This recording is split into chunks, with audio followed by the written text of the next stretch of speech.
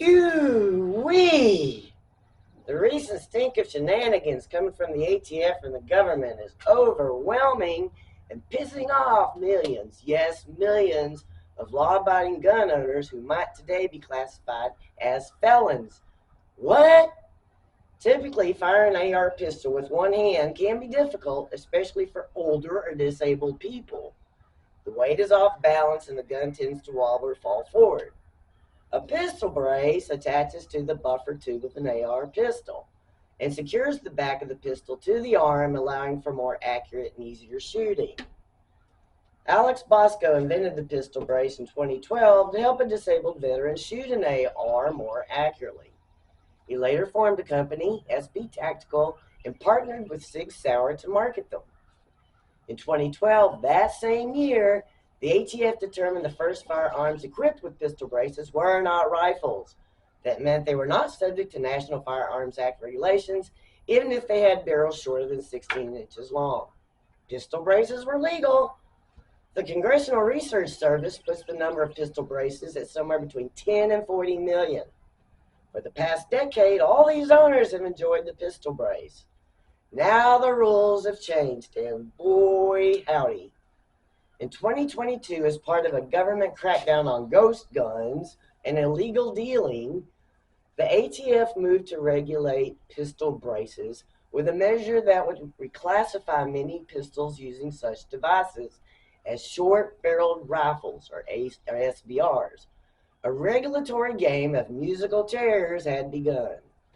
The rule change will require owners to register for a federal license under the National Firearms Act, the NFA. The ATF clarified that pistol braces themselves aren't subject to any sort of ban or legislation, as the agency does not regulate accessories. The ATF pistol brace rule does specify that many braced weapons, i.e. firearms with an attached stabilizing or pistol brace, may be subject to the NFA as they could be SBRs. In January of this year, the ATF waived the $200 tax requirement for registration till May 31st to encourage pistol brace owners to comply before the deadline. The government waived the tax? Please, give us your name, let us know where you live, and where that SBR resides. There will be no charge. Bad mother. Bad mother. The ATF pistol brace amnesty period served as a window to give individuals time to comply with the new definition and remedy by removing the brace, installing a barrel 16 inches or longer, registering the firearm as an SBR, or destroying the braced weapon. There is a formula for noncompliance. I think the vast majority of people chose the fifth option, the unsaid option. Go pound sand. So,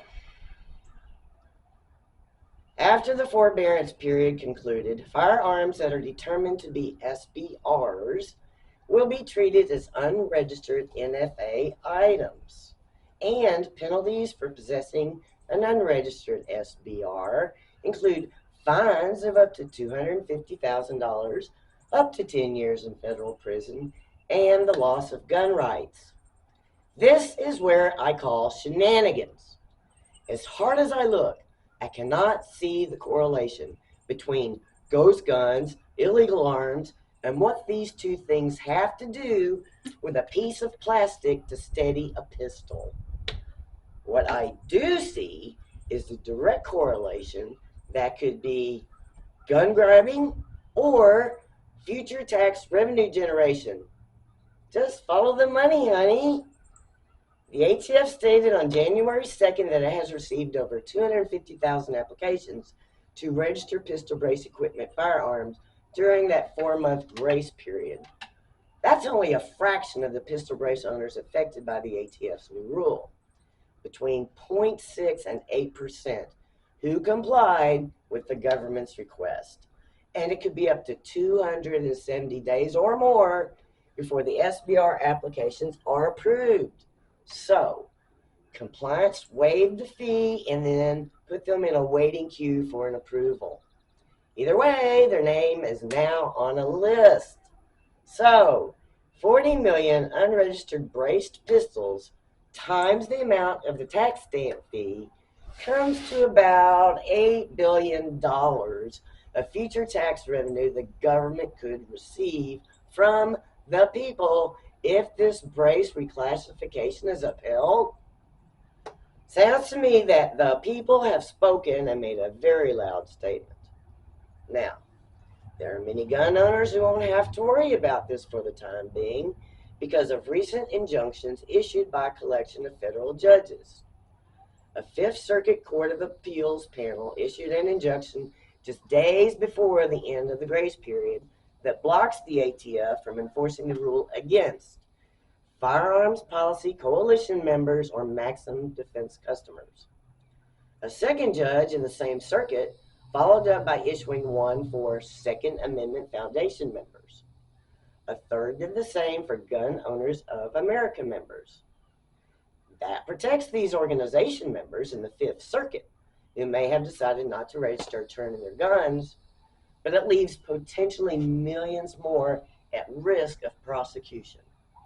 Other suits against the rule outside the Fifth Circuit, such as the one filed in the Eighth Circuit by the National Rifle Association, have yet to see a ruling. The Fifth Circuit panel put the case on an expedited schedule, and hearings are set to begin at the end of this month.